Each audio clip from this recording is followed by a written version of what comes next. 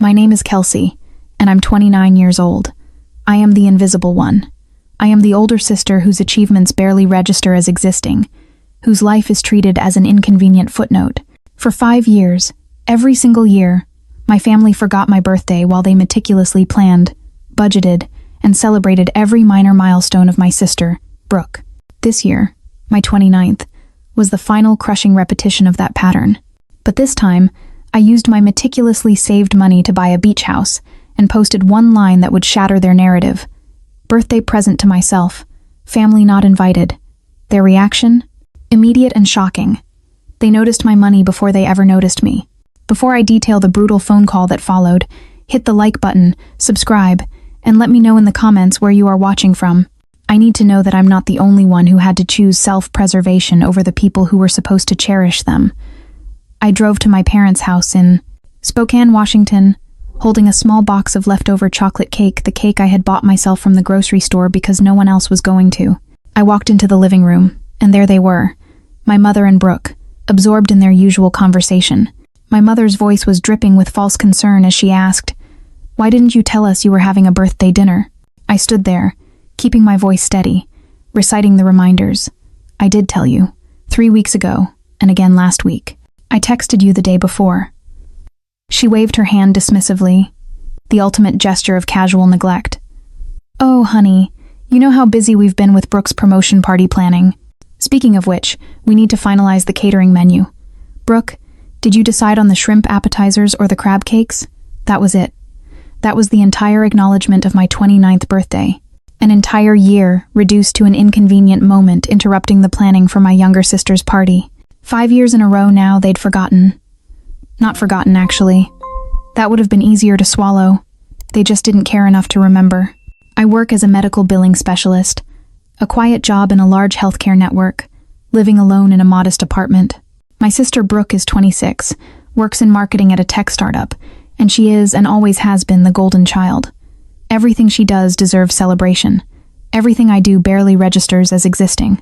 I placed the cake box on the kitchen counter, the chocolate cake with "Happy Birthday, Kelsey," written in purple icing that I had bought myself. "Actually, I can't stay," I said. "I just wanted to drop this off since I couldn't finish it." "That's sweet, dear," my mother said, already turning back to Brooke. "Now, about the guest list for your party. Should we invite the Hendersons?" I left without another word. Nobody noticed. The drive back to my apartment took 20 minutes, and I spent every second of it replaying the chronic, systematic betrayal. 5 consecutive years of having my birthday treated like an inconvenient footnote, while Brooke got elaborate parties for every minor achievement. When she graduated college, they rented out a restaurant. When I graduated college, they took me to dinner at a chain restaurant. When I got promoted to a senior billing specialist position 2 years ago, they said congratulations over text, and then immediately asked if I could help pay for Brooke's new car. And like an idiot, I did help pay for that car. I sent them $2,000 because family is supposed to help family. Brooke never thanked me. She probably didn't even know I contributed. I was the reliable older sister who contributes money, shows up when needed, and never complains about being overlooked. I sat down at my small kitchen table and opened my laptop. My bank account stared back at me, showing a balance that had grown steadily over the past 5 years. $48,000 in savings. I'd been putting away money religiously, skipping vacations and new clothes and fancy dinners. I'd been saving for a house down payment, waiting for the right time, the right place. But why was I waiting? For my family to finally notice me? For them to acknowledge that I existed as more than just Brooke's older, less interesting sister? My phone buzzed. A text from my mother. "Can you pick up the deposit check for Brooke's party venue tomorrow? We're swamped."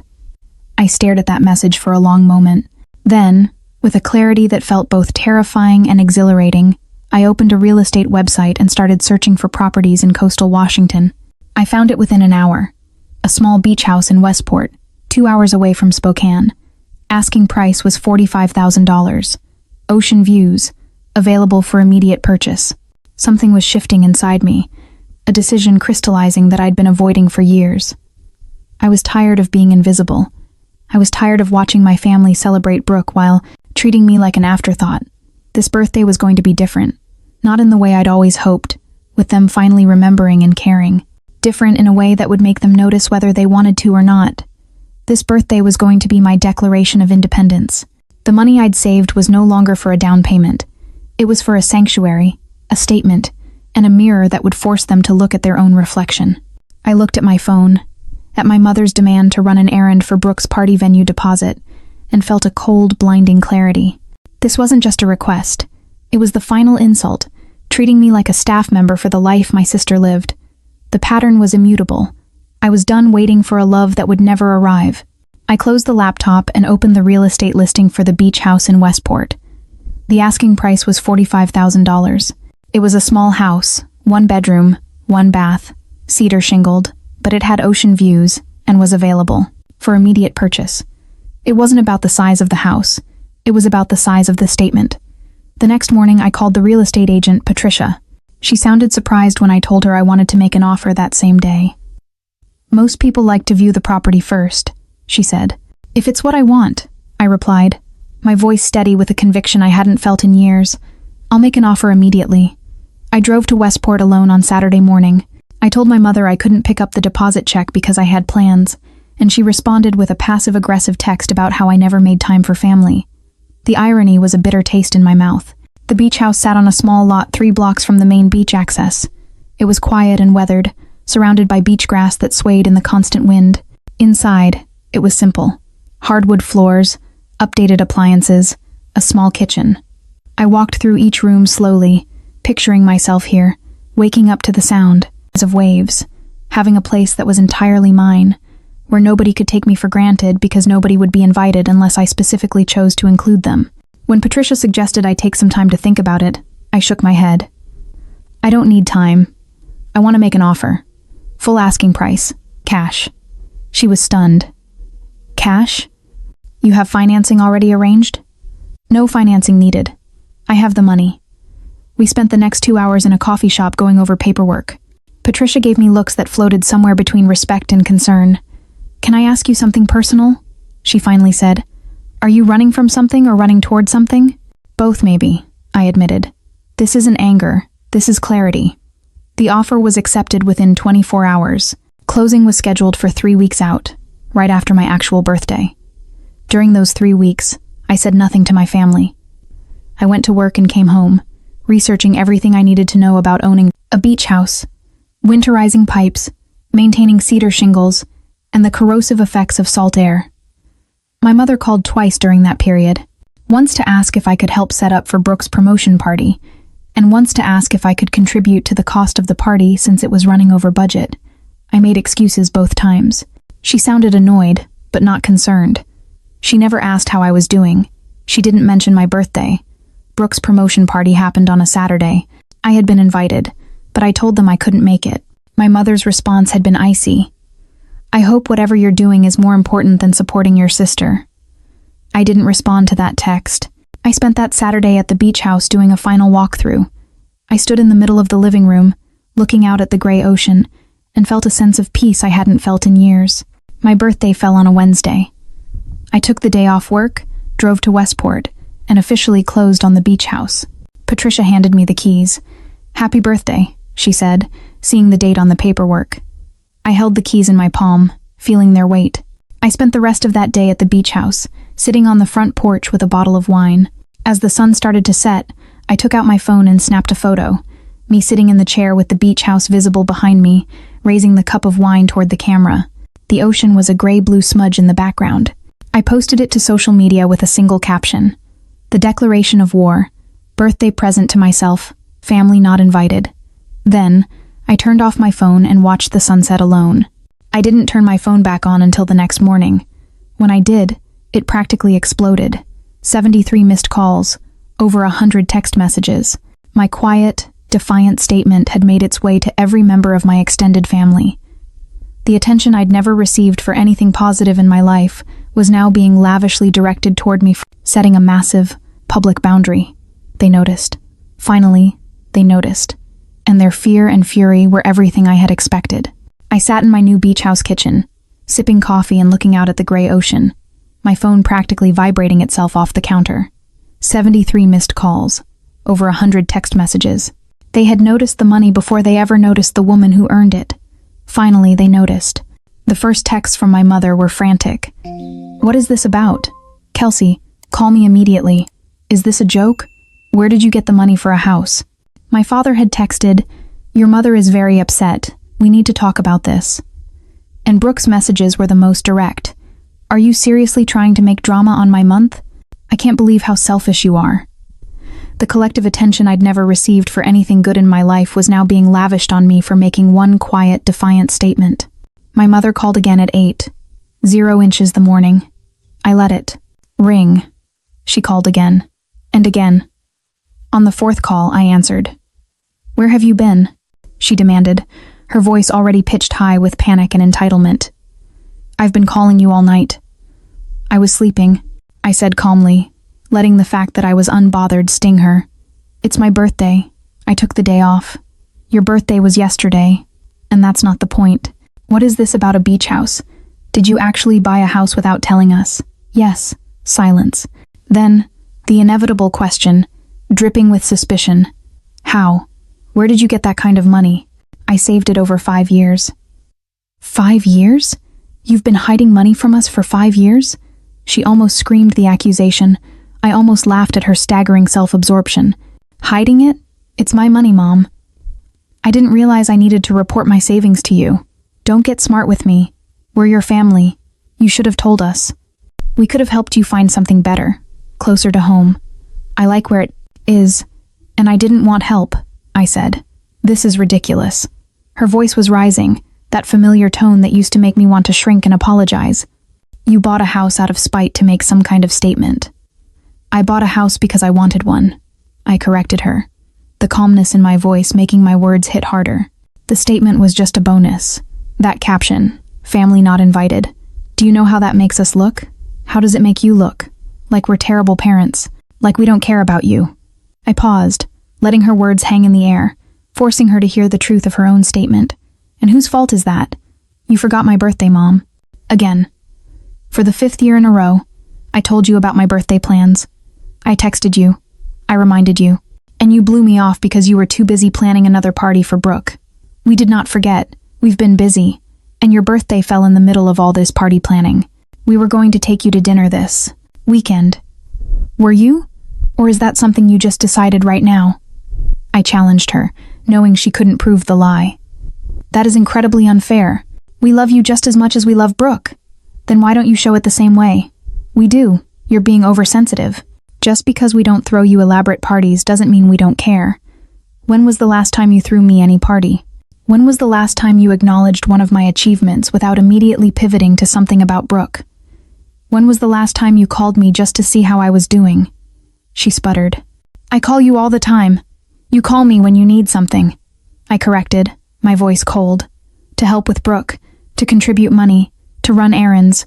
When was the last time you called just because you wanted to talk to me? Another silence. Longer this time. I'm not going to apologize for caring about both my daughters, she finally said, her voice now cold and rigid. I'm not asking you to apologize for caring about Brooke, I insisted. I'm asking you to acknowledge that you haven't been caring about me the same way. But you know what? It doesn't matter anymore. I'm done waiting for you to notice me.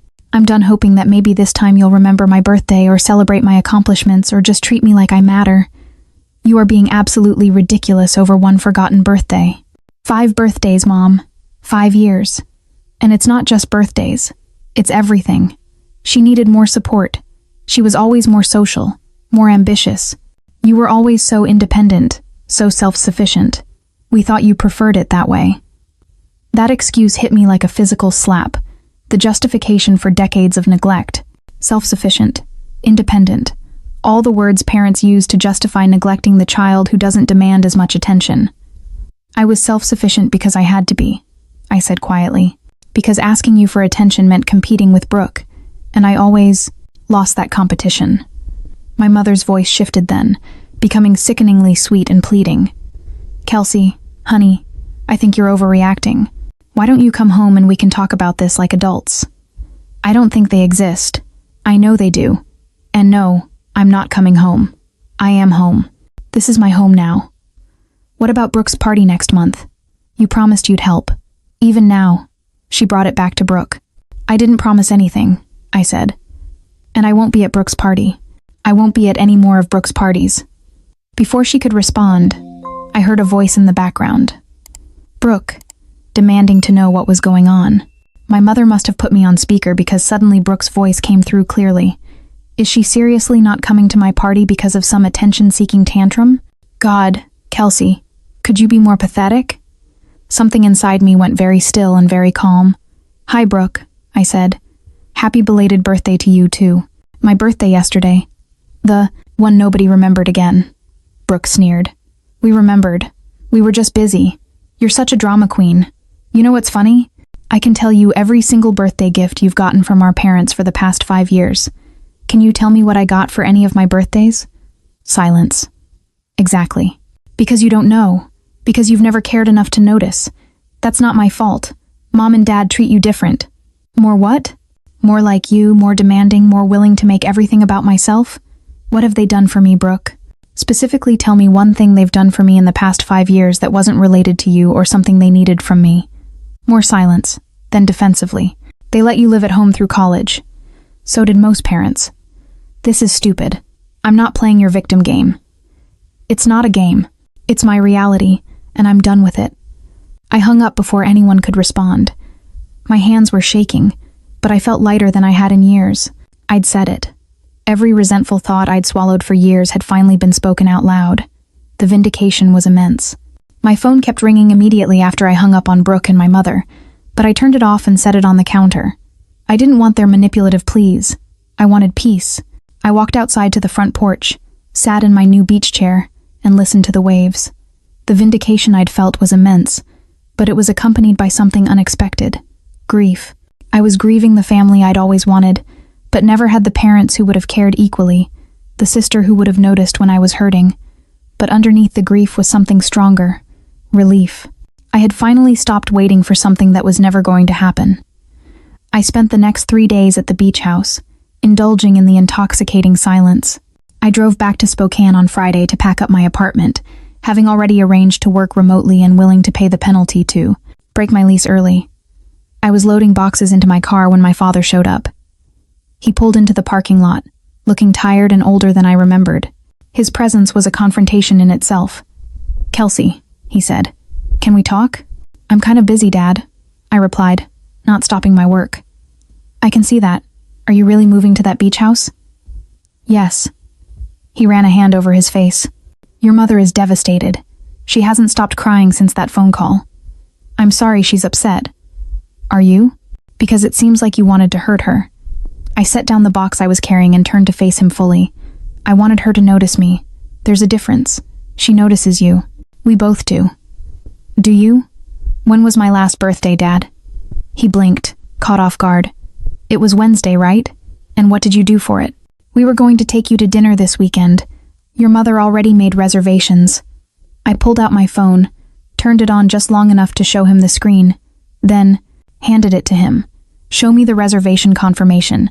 Show me any text or email proving you made those plans before I posted that photo. He stared at the phone, his face draining of color. He couldn't find anything. I don't need to prove anything to you because you can't, because you didn't make those plans until after I called you out. You're not upset that you hurt me, Dad. You're upset that I made other people see it. That's not true. We love you, Kelsey. Everything we've done has been for both you girls. Everything you've done has been for Brooke. I've just been the supporting character in her story. The reliable older sister who helps out, contributes money, shows up when needed, and never complains about being overlooked. You're exaggerating, am I? I helped pay for Brooke's car. Did you know that? Mom asked me for $2,000, and I gave it. Did Brooke ever thank me? Did you? His expression shifted. Something like shame flickered across his face. I didn't. I know you contributed to that. Of course you didn't, because you didn't ask where the money came from. You just accepted it and moved on. Just like you've accepted everything I've done for this family without ever acknowledging it. We appreciate what you do. No, you expect it. There's a difference. Appreciation requires acknowledgement. Expectation is just taking someone for granted. My father looked defeated. What do you want from us, Kelsey? An apology? Fine. I'm sorry we forgot your birthday. I'm sorry we haven't been as attentive as you wanted, but you're an adult now. At some point, You need to stop keeping score and just accept that families aren't perfect. I'm not keeping score. I'm setting boundaries, I insisted. And my boundary is that I'm done being invisible in this family. You're not invisible. You're being dramatic. Then name one thing I've told you about my life in the past 6 months. One interest, one goal, one problem I've mentioned. He opened his mouth, then closed it. He had nothing.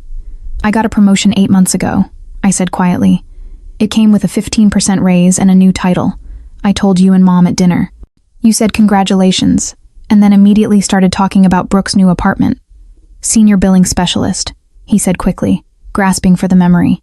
Nice try. Senior revenue analyst, different department, different responsibilities, but you wouldn't know that because you never asked. Kelsey, I have 2 daughters. I can't remember every detail of both your lives. I'm not asking you to remember every detail. I'm asking you to remember anything. But you can tell me exactly what Brooke's new apartment looks like, what her promotion entailed, and what she's been posting on social media, because you pay attention to her life. You just don't pay attention to mine. My father's shoulders slumped. What do you want me to say? Nothing. I don't want you to say anything. I wanted you to care enough to already know these things. But since you don't, I'm removing myself from the situation. You're punishing us. No, I'm protecting myself. There's a difference. He stood there for a long moment, looking lost. Your mother wants you to come to dinner Sunday. The whole family. We can work this out. I'm not coming to dinner, Dad. I'm done.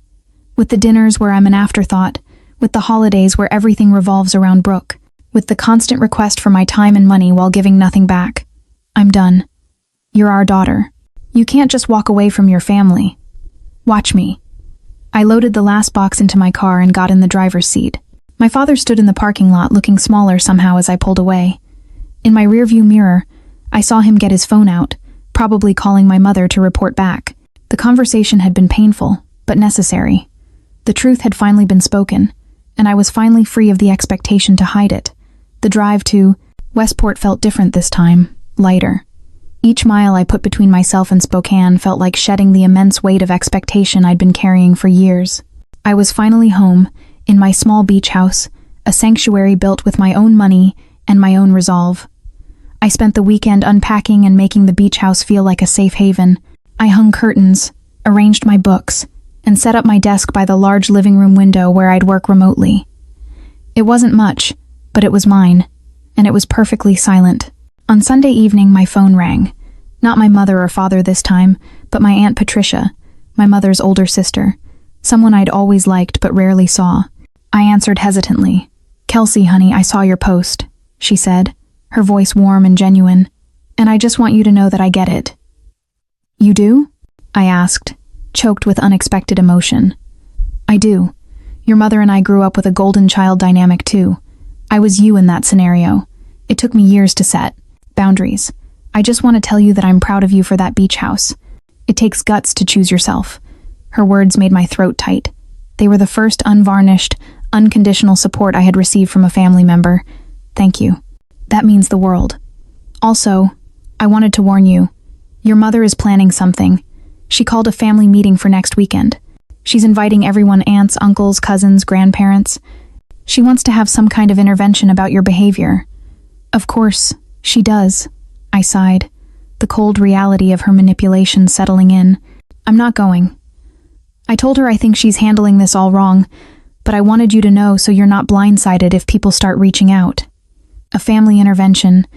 My mother was gathering the troops, preparing to paint me as the problem, the ungrateful daughter who'd abandoned her family over one forgotten birthday. Let them have their meeting and their opinions.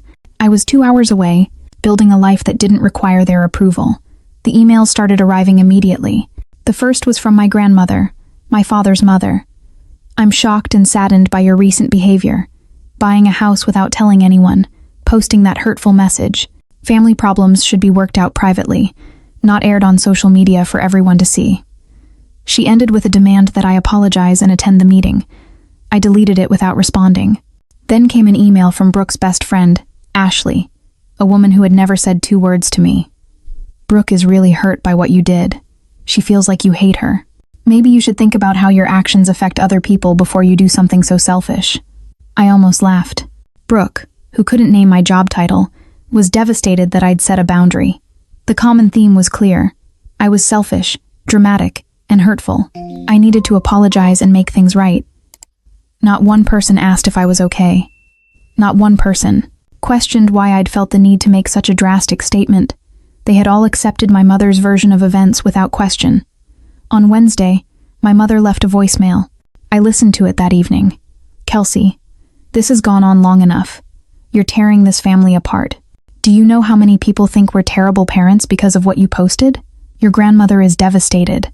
All because you decided to throw a tantrum over one forgotten birthday. I'm arranging a family meeting this Saturday at 2. I expect you to be there. We are your family, Kelsey. You don't just get to walk away from us because you're feeling sorry for yourself." I saved the voicemail, then sent a single text in response. "I won't be attending. Please stop contacting me." Her reply came within seconds. "If you don't come to this meeting, you're choosing to end your relationship with this entire family. Is that really what you want?" The threat was clear. Submit to their judgment or be cut off completely.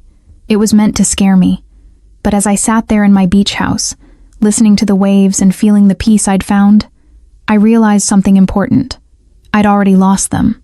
Or maybe I'd never really had them in the first place. I typed back, "If that's what you think will happen, then you've already made your choice. But I'm not the one ending anything. I'm the one who finally stopped pretending everything was fine." I blocked her number after that, and then blocked my father, Brooke, and anyone else who'd been sending messages trying to guilt me into apologizing. The silence that followed was deafening at first, but then it became peaceful. On Thursday, something unexpected happened. I received a message on social media from a complete stranger named Jenna. "I went through something similar with my own family 3 years ago. You're not crazy, you're not selfish, and you're not wrong for choosing yourself." A complete stranger understood what my own family I refused to acknowledge. We messaged back and forth for over an hour, and she told me it was okay to grieve the family I'd wanted while still protecting myself from the family I had. That conversation did more for me than any family meeting ever could. The next day, my Uncle Daniel, my mother's younger brother, called from an unknown number. "Look, I'm calling because your mom asked me to try talking some sense into you, but I'm calling to tell you I'm not going to that family meeting. I've been watching this play out. And honestly, I think your mom is out of line. I've seen how she treats you versus how she treats Brooke, and I'm sorry for that. My silence was part of the problem." I was speechless. A complete stranger and a distant family member were validating my reality. This wasn't just about me and my mother anymore. The light was finally shining on their toxic pattern. My mother was trying to stage an intervention, but I was building a support network of people who actually I saw the truth.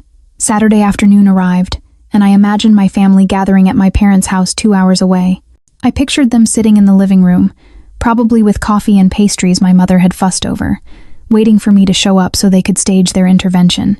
My grandmother would be in her usual chair, Brooke playing the hurt little sister, and my father looking miserable but compliant, all waiting to paint me as the problem to be solved. But I was at the farmer's market in Westport instead, buying fresh vegetables and locally caught salmon. The vendor, an older man named Carl, was friendly and asked if I was settling into the area okay. "Better than I expected, actually," I told him. It struck me how simple that exchange was. No demands, no expectations, no hidden agendas. When was the last time I'd had that with my own family? My phone buzzed as I was walking back to my car. Another unknown number. I almost didn't answer, but something made me pick up. "Kelsey, it's Aunt Patricia again." "Hi, how are you?" "I'm fine, honey. I just wanted to call and tell you what happened at the meeting." "You went?" "I did. I changed my mind last minute because I wanted to see exactly what your mother was planning. And honestly, it was worse than I expected." My stomach tightened. "What happened?" "Your mother spent the first 20 minutes crying and telling everyone how you'd broken her heart, how she'd given you everything and you'd thrown it back in her face, how you'd bought that house just to hurt her and make her look bad. She painted this picture of you as this ungrateful, selfish daughter who was punishing the whole family over nothing. Of course, she did. I felt a familiar, cold weariness. Then your grandmother started in about how disrespectful young people are these days, how nobody values family anymore. Your father just sat there looking miserable but not contradicting anything. Brooke played the hurt little sister perfectly, talking about how she'd always looked up to you and couldn't understand why you hated her now. I don't hate her. I know that. But that's the story they're telling, and most of the family bought it. They spent an hour discussing how to handle you, what consequences there should be for your behavior, whether they should cut you off financially. They don't give me money. I haven't taken anything from them in years. I pointed that out, Patricia said. I also pointed out that I couldn't remember the last time anyone acknowledged your birthday and that maybe there was a reason you felt overlooked. Your mother did not appreciate that. She said I was enabling your victim mentality, that you'd always been overly sensitive and dramatic. Patricia, I'm so sorry. Don't apologize. I told them they should be ashamed of themselves for turning this into an intervention instead of looking at their own behavior. Then I left. But Kelsey, I wanted you to know what you're dealing with. They've decided you're the problem, and they're not going to examine their own actions. At least not anytime soon. I appreciate you telling me. There's one more thing, Patricia added. After the meeting, your cousin Jason pulled me aside. He said he'd been thinking about how the family treats you, and he realized he's been part of the problem too. He wanted me to tell you he's sorry, and that he understands why you left. That surprised me. Jason was Brooke's age, and they'd always been close. Really? Really. So, it's not everyone, Kelsey. There are people who see what's happening. We're just not the loudest voices right now. After Patricia hung up, I drove back to the beach house and sat in my car in the parking lot, processing the news. My family had gathered to discuss me like I was a problem to be solved, rather than a person who'd been hurt. They'd demonized me for setting a boundary. But Patricia's report, and the quiet support from Jason and Uncle Daniel, proved that their narrative was cracking. I walked into the house and started organizing my home office. As I worked, I thought about the family meeting and what it represented. They'd given me an ultimatum: submit to their judgment or lose them forever. But the truth was, I'd been losing them my whole life. This just made it official. On Sunday morning, I woke up to an email from my father.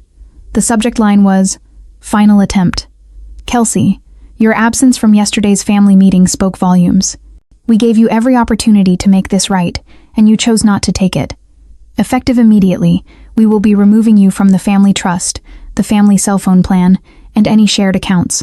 Your mother has asked me to tell you that you are no longer welcome at family gatherings until you apologize and make amends. We love you, but we cannot continue to enable your selfish behavior." I read it twice, waiting for the pain to hit, the grief, the panic. But it didn't come. Instead, I felt something closer to relief. I wasn't on the family trust because they'd never put me on it in the first place.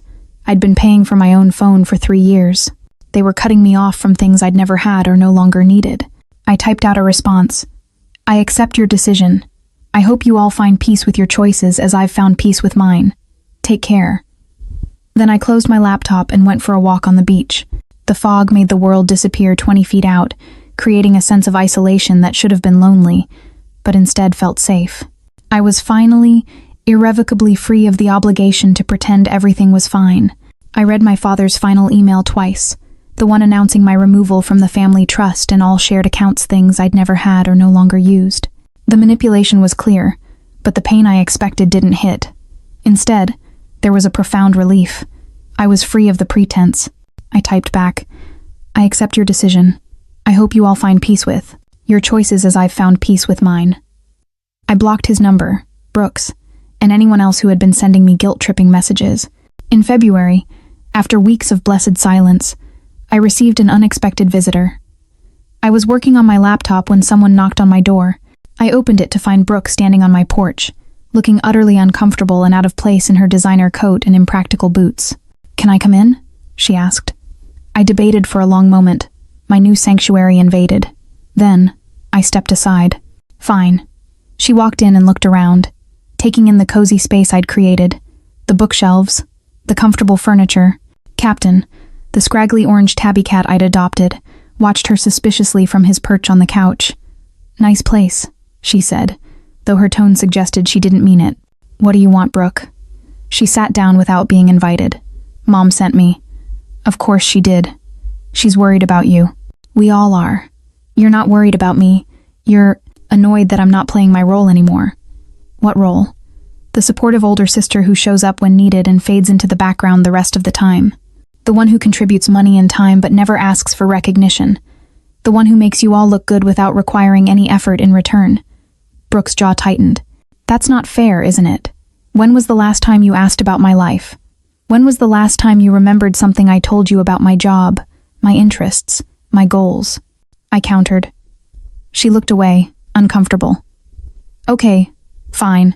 Maybe I haven't been as attentive as I should have been, but that doesn't mean you get to cut us all off. I didn't cut anyone off. I set boundaries. There's a difference. Boundaries that protect me from being taken for granted. If you can't see the difference, that's part of the problem. Brooke stood up abruptly. I didn't come here to argue with you. Then why did you come? Mom wanted me to tell you something. She's planning to come see you next week. She wants to talk this out face to face, whether you want to or not. She's not welcome here. She's coming anyway, and she's bringing Dad and Grandma. They're going to make you listen to reason. There's nothing to talk about. I've made my choice. You don't get to just walk away from family, Kelsey. That's not how it works. It's exactly how it works when family treats you like you don't matter. I'm done explaining this to people who refuse to understand. Brooke moved toward the door, then turned back, and in that moment, she delivered the final, cruel truth I had waited a lifetime to hear. You know what? You're right about one thing. I never paid much attention to your life, but that's because you never made it interesting. You were always just there.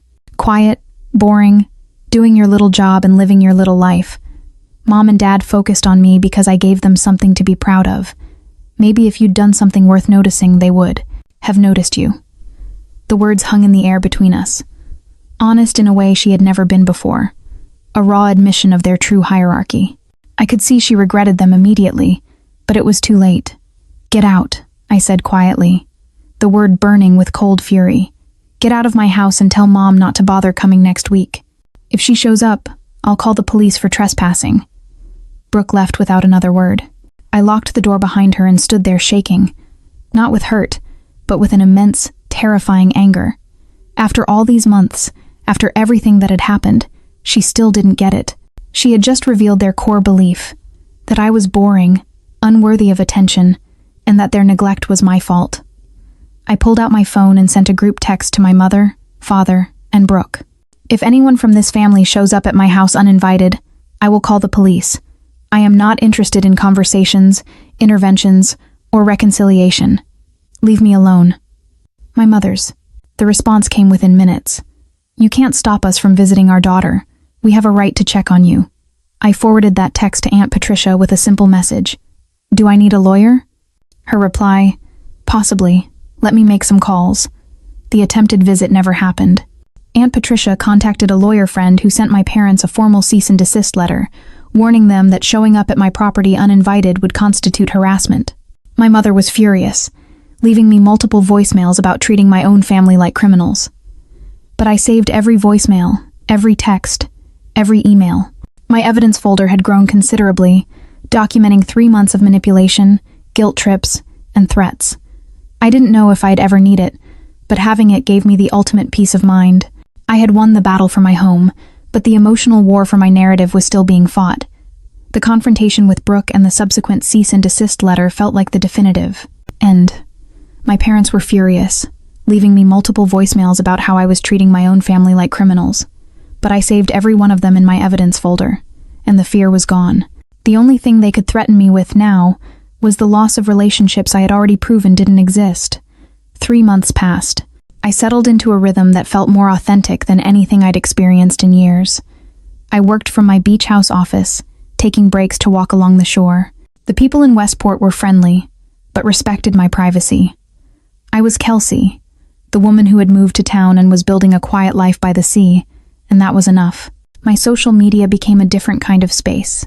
Instead of posting to maintain appearances, I shared genuine moments from my new life. Photos of sunsets over the ocean, my growing collection of sea glass, the cozy reading nook I'd created. Each post was simple, unfiltered, and entirely for myself. The comments were interesting. Old acquaintances I'd barely known started engaging more than my family ever had. People said things like, "This looks so peaceful," and "I'm inspired by your courage to start over." But there was also a noticeable absence. No comments from Brooke, my parents, or most of my extended family. They had made their choice, and I had made mine. In March, something shifted. I posted a photo of myself at a local art show, smiling next to a painting I'd bought. The caption was simple: supporting local artists and feeling grateful for this community that's welcomed me. The comments were mostly positive, but one stood out. It was from my grandmother. "You look happy, dear. I'm glad you found peace, even if it's away from us. I'm sorry we made you feel like you had to leave to find it." I stared at that comment for 10 minutes, reading it over and over. It wasn't a full apology, and it didn't erase years of favoritism and neglect, but it was an acknowledgement, a crack in the united front my family had presented. It was the first moment of genuine accountability from within their immediate circle. I sent her a private message. "Thank you, Grandma. That means more than you know." She responded immediately. "Your mother won't like that I wrote that, but I'm too old to keep pretending I don't see what's been happening. You deserved better from all of us." That single exchange was a massive weight lifted. The years of gaslighting, of being told I was overly sensitive and dramatic, had been exposed as a deliberate lie by the one person who had been an unwavering presence in their home. Over the next few weeks, more cracks appeared. Uncle Daniel posted a supportive comment on one of my photos. Jason started openly defending me when family members made snide comments. Even some of Brooke's friends reached out privately, admitting they'd been following my journey and were inspired by my courage to set boundaries. My mother, seeing her narrative crumble, made one final, desperate attempt. She posted a long Facebook status about the pain of having an estranged child, painting herself as a heartbroken mother who'd done everything right but still lost her daughter. She talked about unconditional love, about how she'd always be there when I finally came to my senses. But the responses were mixed. Some offered sympathy, but others, people who'd been watching this play out for months, called her out. "Maybe ask yourself why your daughter felt the need to leave." One person wrote, "I've seen Kelsey's posts, and she seems genuinely happy. That doesn't happen when someone is running from a good situation." My mother deleted the post within 24 hours. Her narrative, the lie she'd built her identity on, was publicly collapsing. I was no longer fighting for my voice. The world was starting to speak for me. My quiet act of buying a beach house and setting a boundary had become a mirror, forcing my entire extended family to see their own reflection. April arrived, bringing with it my 30th birthday and the anniversary of my freedom. I posted a photo of myself on the beach at sunset, holding a glass of champagne. The caption was my final declaration of independence. 30 years old today. First birthday in 6 years that I actually celebrated. First birthday that felt like mine. Here's to choosing peace over performance, authenticity over approval, and self-respect over family dysfunction. Best decision I ever made. The post received hundreds of likes and comments. People shared their own stories of setting boundaries with toxic family members, tales of guilt, grief, and ultimately, the freedom that came from choosing themselves. My choice had rippled out beyond my own life, giving others permission to do the same. A stranger named Jenna, who had first reached out, messaged me. "I did it. I moved out. I got my own place and told my family I needed space. Your courage gave me courage. Thank you for showing me it was possible." That message made me cry, not from sadness, but from the powerful realization that I had created something positive from my own pain. But the day was not complete without the final, desperate attempt at manipulation. My mother sent one last email. Subject line, "Please, Kelsey, it's your birthday and you're not here. Kelsey, it's your birthday and you're not here. Do you know how wrong that feels? How empty the house is without you? I know we've made mistakes. I know we didn't always see things the way you saw them. But please, can we try again? Can we sit down and talk? Really talk without lawyers or anger or hurt feelings. I miss my daughter. We all miss you. Please come home." I read it 3 times, looking for real accountability, for any acknowledgement of the specific ways they'd hurt me. But it wasn't there. Just vague references to mistakes and not seeing things the way you saw them. No mention of the pattern of neglect, the constant favoritism of Brooke, or the years of being taken for granted. I wrote back, my words firm and final. "Mom, I appreciate that you miss me, but missing me isn't the same as understanding why I left. Until you can specifically acknowledge the ways you treated me differently than Brooke, until you can recognize the pattern of forgetting my birthdays while celebrating every minor milestone of hers, until you can admit that you took me for granted for years, we don't have anything to talk about. I'm not coming back to a situation where I'm expected to pretend everything is fine. I deserve better than that. I finally believe I deserve better than that. That's what this year has taught me." She didn't respond. I had finally won. Summer came, and I settled fully into my new life. I made friends with other locals, the woman who ran the bookstore, the couple who owned the coffee shop, a group of artists. These people knew me as Kelsey, the woman who was building a quiet life by the sea. They didn't know about my family drama, and it wasn't relevant. In August, I received a wedding invitation from Jason, my cousin. He addressed it to me specifically with a handwritten note. I know this might be awkward given the family situation, but I really want you there. You're important to me, and I'm not letting Mom's drama dictate who gets to celebrate with me. I RSVP'd yes. I knew it would be the first time I'd seen most of my family since I'd left. Part of me dreaded it, but a stronger part felt ready. I'd spent almost a year building a life that didn't require their approval. I could handle one wedding. The family war had forced me into exile, but the exile had made me strong. Now, I was returning, not as a penitent daughter, but as a confident woman, ready to face them on my own terms. I RSVP'd yes to Jason's wedding, knowing it would be the first time I'd seen most of my family since the beach house bomb exploded. Part of me dreaded it, the old, compliant part that feared their collective judgment. But a much stronger part felt ready. I had spent almost a year building a life that didn't require their approval. I could handle one wedding. The wedding was outdoors in a vineyard outside Spokane. I arrived alone, wearing a dress I'd bought specifically for the occasion, something that made me feel confident and beautiful. As I walked toward the ceremony area, I saw heads turn. My mother's face went white. Brooke's expression was unreadable, a flicker of surprise and resentment I knew well. But then, Jason, the reason I was there, lit up. He immediately came over, ignoring the uncomfortable energy, and hugged me. "You came," he said, genuine happiness in his voice. Of course I came. I wouldn't miss it. His simple, unburdened welcome was a powerful antidote to the fear I felt. The ceremony was beautiful, and during the reception, something interesting happened. People approached me. Cousins, aunts, uncles, family friends. They didn't ask about the drama or the intervention. They asked about my life in Westport. They complimented me on how happy I looked, and several admitted they'd been following my social media and were inspired by my journey. It was a profound reversal. I was not being judged. I was being celebrated, not for who I was related to, but for the person I had become. My mother kept her distance, watching from across the room with a pinched, disapproving expression. Brooke ignored me entirely, focused on her new boyfriend. My father looked like he wanted to approach, but couldn't figure out how, his feet rooted by uncertainty. It was my grandmother who finally broke the ice. She came over during dinner, moving slowly with her cane, and sat down next to me. "You look well, Kelsey," she said. "Thank you, Grandma. So do you." I meant what I wrote in that comment. I'm sorry we failed you. I'm sorry I went along with your mother's version of events instead of listening to yours. I appreciate that. Your grandfather wants to apologize too, but he's stubborn and doesn't know how, she continued, her voice low and honest.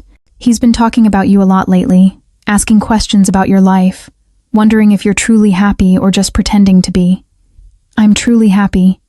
I can see that. It's in your eyes. You used to look diminished somehow, like you were always trying to take up less space. Now you look like you fit in your own skin. We talked for a while longer, and when she left, I felt something loosen in my chest. Not forgiveness exactly, but the beginning of reconciliation, at least with her. She had chosen honesty over the family's toxic code of silence. As the evening wound down, my father finally approached. "Kelsey," he said awkwardly, "can we talk?"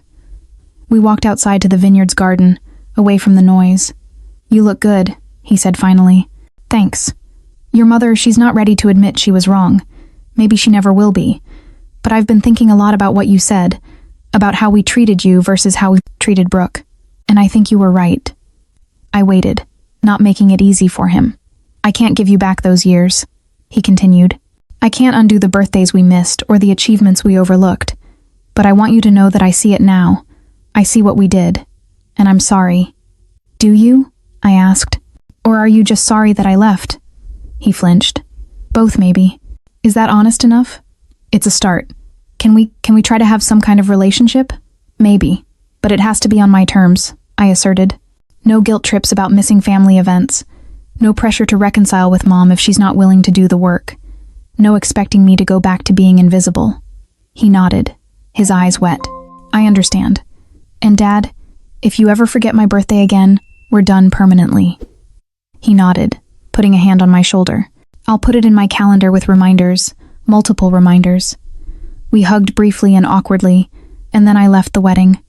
As I drove back to Westport, I felt a surge of unexpected hope. Not hope that my whole family would suddenly change, but hope that maybe I could have selective, honest relationships with the ones who were willing to put in the effort. 6 months passed after the wedding, and the silence from Spokane was no longer deafening. It was simply peaceful. The wedding had been the necessary exposure, forcing the first honest interactions the family had seen in decades. My father called to wish me happy birthday a day early. Just in case, he said, though he promised he wouldn't forget on the actual day.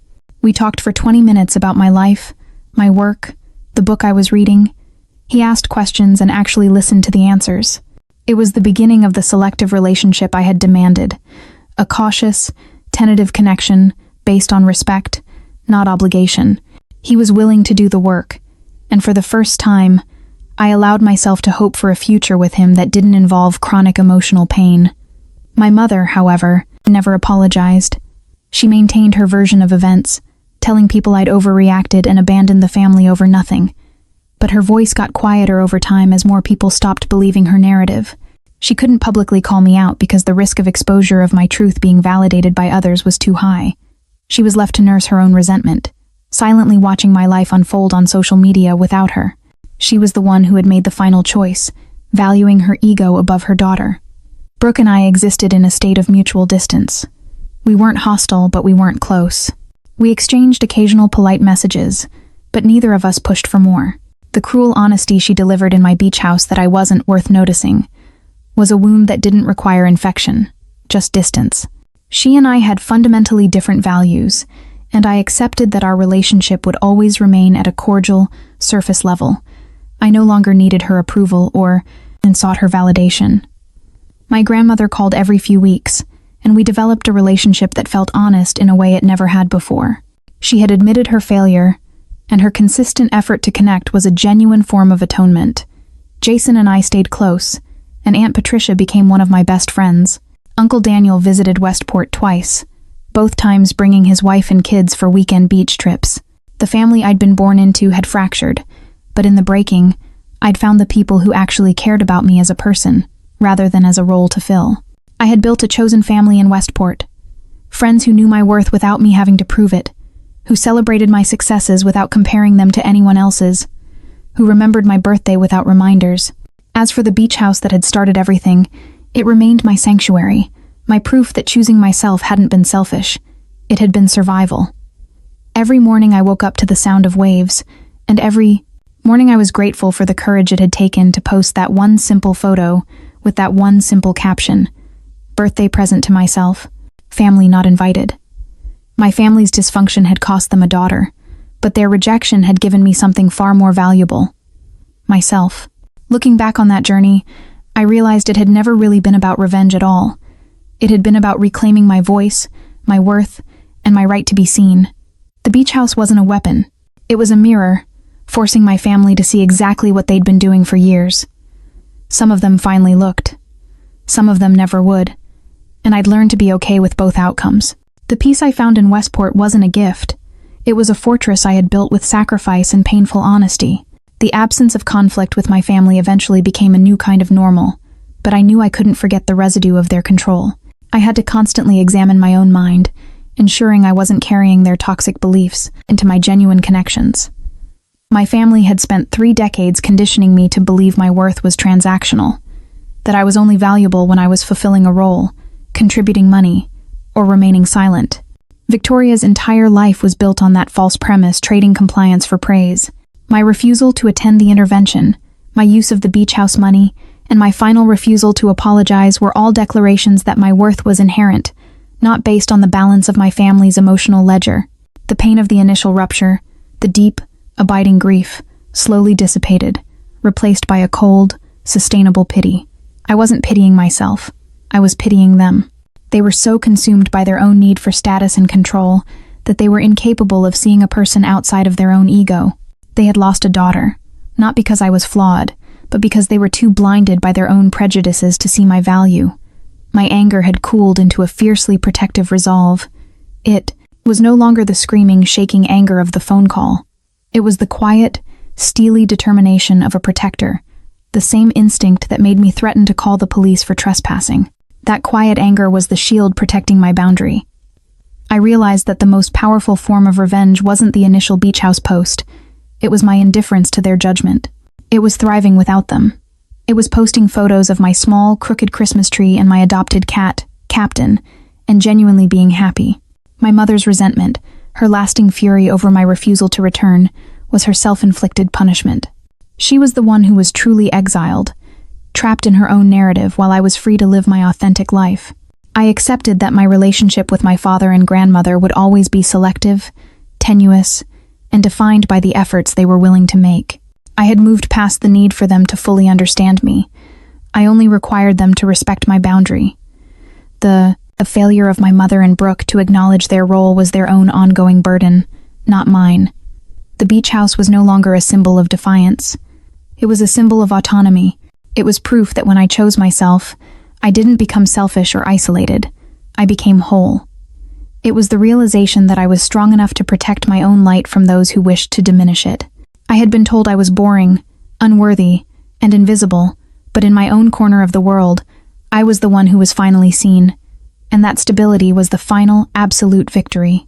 My life, after the strategic war and the public victory, is defined not by the insults they hurled, but by what I managed to save: my talent, my son's eventual peace, and my own self-sovereignty.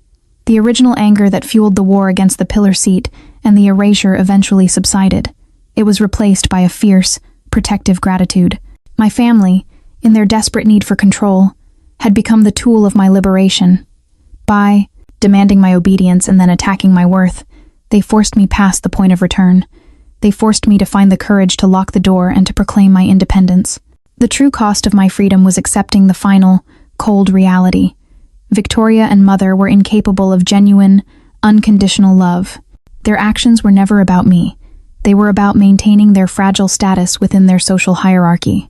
Victoria traded her genuine sisterly connection for the status of marrying a pharmaceutical executive, and in doing so, she became the permanent jailer of her own perfect image. The irony of her situation is the most beautiful form of justice. She spent years making me invisible, and now, my undeniable success, my worth is inextricably linked to her husband's career. She is trapped in the golden cage she had built for herself, forced to be civil, forced to acknowledge my value, perpetually reminded that the sister she dismissed is now someone she cannot afford to ignore. Her punishment is not ruin, it is obligation. The best revenge was never about sabotage. It was about thriving without them. It was proving my worth was inherent, not transactional.